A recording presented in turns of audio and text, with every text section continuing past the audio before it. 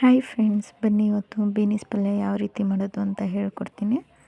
ತುಂಬ ಈಸಿಯಾಗಿ ಮಾಡ್ಕೋಬೋದು. ಜಸ್ಟ್ 15 ನಿಮಿಷ. ತುಂಬ ಟೇಸ್ಟಿಯಾಗಿರುತ್ತೆ.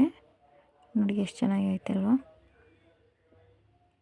ಚಪಾತಿಗೆ ಮಾತ್ರ ಒಳ್ಳೆ ಕಾಂಬಿನೇಷನ್ನು. ಮತ್ತು ಬೇಳೆ ಸಾರನ್ನು ಸೈಡಲ್ಲಿ ನೆಂಚ್ಕೊಳ್ಳೋಕ್ಕೆ ಚೆನ್ನಾಗಿರುತ್ತೆ. ನಾನು ಮೊಸರನ್ನ ಮಾಡಿದ್ದೆ, ಸೊ ಸೈಡಲ್ಲಿ ನೆಂಚ್ಕೊಂಡೆ. ಫಸ್ಟು ಬೀನೀಸ್ ಕುಯ್ಕೊಂಡಿದ್ದೀನಿ, ಆನಿಯನ್ನು, ಕೊಬ್ಬರಿ ಪುಡಿ ಮತ್ತು 2 ಕ್ಯಾರೆಟ್ ತುರಿದಾಕ್ತಾಯಿದ್ದೀನಿ, ಟೇಸ್ಟ್ ಚೆನ್ನಾಗಿರುತ್ತೆ ಅಂತ. ಮತ್ತು ಬಾಣಲಿ ಇಕ್ಕೊಂಡು ಸ್ವಲ್ಪ ಎಣ್ಣೆ ಜಾಸ್ತಿ ಹಾಕ್ಕೋತೀನಿ. ಯಾಕಂದರೆ ನಾನು ಎಣ್ಣೆಯಲ್ಲೇ ಸ್ಲೋ ಮಾಡಿ ಹಬೆ ತೊಗೋತೀನಿ, ನೀರು ಹಾಕಲ್ಲ, ಟೇಸ್ಟ್ ಇರಲ್ಲ ಅಂತ. ಕಡಲೆಬೇಳೆ ಸ್ವಲ್ಪ ಸಾಸಿವೆ, ಸ್ವಲ್ಪ ಕರಿಬೇವಿನ ಸೊಪ್ಪು,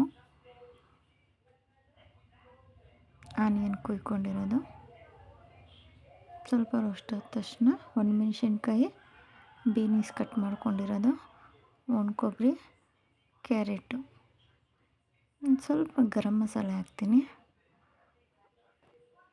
ಮತ್ತು ಒಂದು ಮ್ಯಾಗಿ ಮಸಾಲೆ ಹಾಕ್ತೀನಿ, ಒಂದು ಫುಲ್ಲು. ತುಂಬ ಟೇಸ್ಟಿ ಇರುತ್ತೆ.